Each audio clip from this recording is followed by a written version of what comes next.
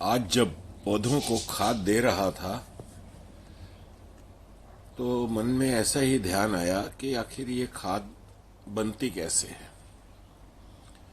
सड़ी गली चीज़ें, गंदगी, इसको और ज़्यादा सड़ाने के बाद ये खाद बनती है और इस खाद बनने में काफ़ी समय लगता है। परंतु ये खाद करती क्या है, जब पौधों में, वनस्पति में डाली जाती है, फूल, फल, फसल अच्छी होती है, ज़्यादा होती है, अधिक होती है, सेहतमंद होती है। यानी कि गंदगी को सड़ाना गलाना पड़ता है और एक समय दिया जाता है, तब ये परिवर्तित हो जाती है खाद के अंदर, उपजाऊ करने के लिए। ऐसे ही आज जिस दौर से हम गुजर रहे हैं, जिसको कोरोना काल कहा जा रहा है, मनों के अंदर भी काफ़ी गंदगी आ चुकी है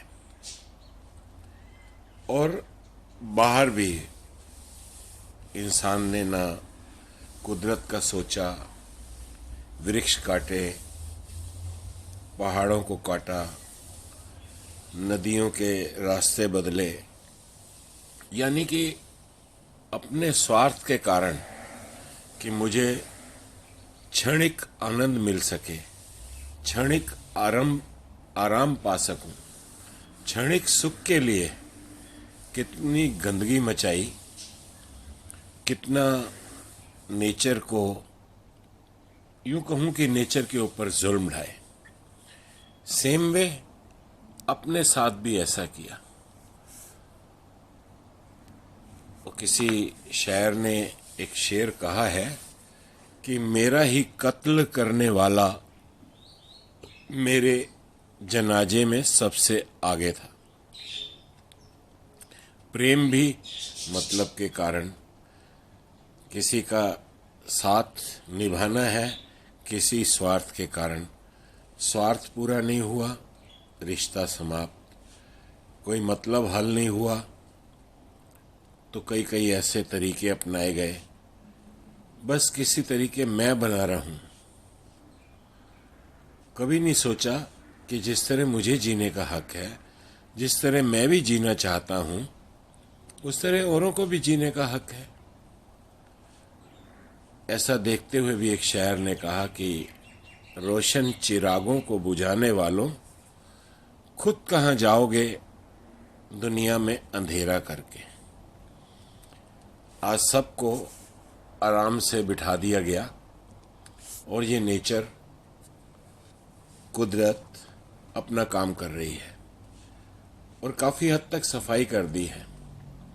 देखने को मिलता है नदियों के पानी साफ हो गए, पोल्यूशन, चाहे वो नॉइस पोल्यूशन, एयर पोल्यूशन या जो भी और पोल्यूशन, वो भी लगभग ठीक होने को जा रहे हैं। और सुनने में तो यहाँ तक आया है कि ozone layer is also getting repair.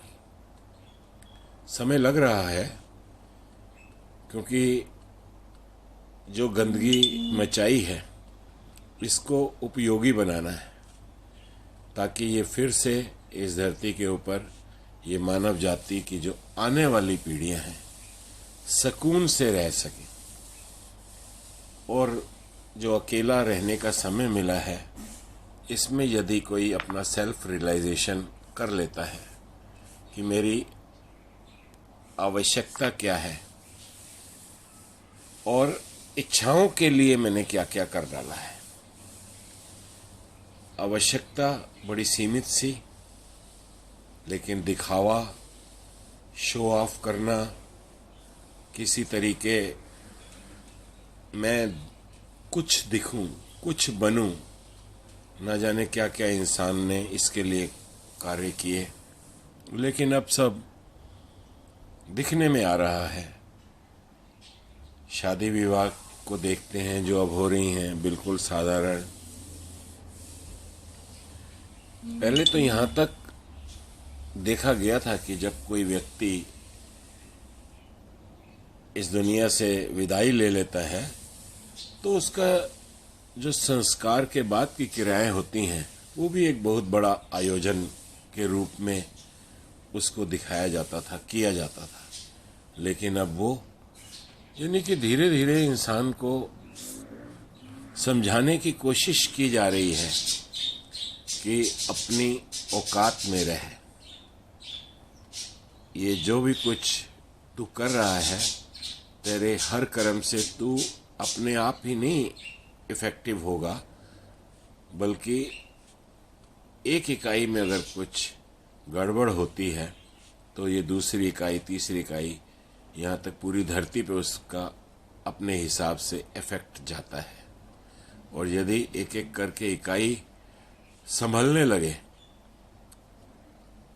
तो दूसरी इकाइयों पर भी उसका अच्छा प्रभाव पड़ेगा। तो इस पीरियड को, इस कोरोना काल को हम एक सुधार के रूप में लें। मैं तो कहूँगा इसको एक ब्लेसिंग के रूप में लें, ताकि जितना समय हम हैं इस धरती के ऊपर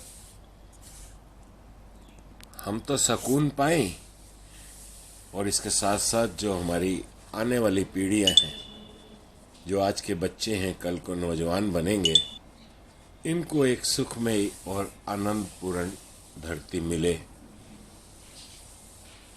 और ये जो पीरियड है ये तो गुजर ही जाएगा, क्योंकि जब सफाई हो जाएगी, जब सब जगह सुथरापन नज़र आने लग जाएगा, फिर इंसान पुनः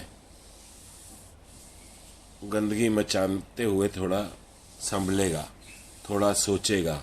हाँ, धीरे धीरे फिर जैसा कि इतिहास में अभी देखते हैं कि हर 100-125 वर्षों बाद सृष्टि कुछ न कुछ ऐसा अपना रूप धारण करती है जिससे सृष्टि में सुधार होता है। तो इस समय को सुधार के रूप में लेते हुए, क्योंकि और कहीं जाना नहीं, और कोई धरती नहीं है, जीना यहाँ है, मरना यहाँ है, इसके सिवा जाना कहाँ है।